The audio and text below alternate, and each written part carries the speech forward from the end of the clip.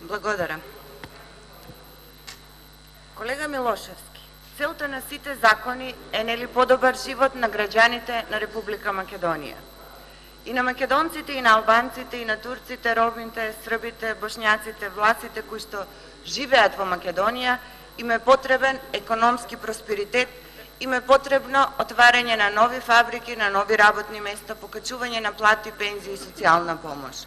Во прилог на ова и последната анкета, спроведена во август 2017, на репрезентативен примерок од 276 етнички албанци од Македонија, која покажува дека на прво место им се влез во Европска Унија и НАТО, односно така се изјасниле 38%.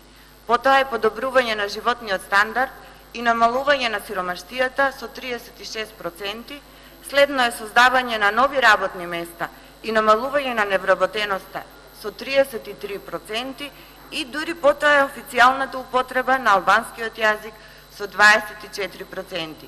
И следно е институции со еднаков третман на етничките албанци без верско и партијско влијание, за што се изјасниле 16% од анкетираните етнички албанци.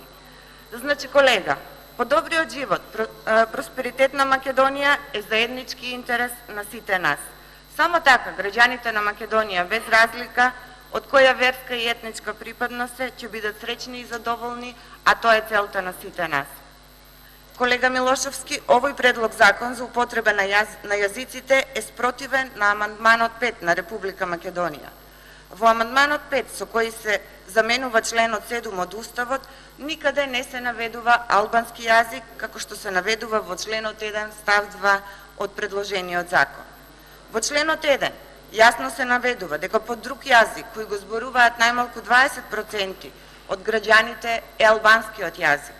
Со тоа, со предложениот закон се повредува Уставот, бидејќи во амандманот 5 никаде не се наведува албанскиот јазик, туку се употребува терминологија друг јазик што го зборуваат најмалку 20% од граѓаните. Исто така е службен јазик и неговото писмо, како што е определено со овој член. Ова е формулацијата содржана и во рамковниот договор. Ниту еден закон не може да биде повисок од Уставот. Затоа, бараме целосно повлекување на предлог законот за употреба на јазиците, како и вклучување на сите релевантни државни субјекти во една поширока анализа и дебата во согласност со законите и Уставот на Република Македонија. И како што реков, со вклучување на сите релевантни субјекти, но пред се со вклучување на народот, на граѓаните на Република Македонија. Ви благодарам.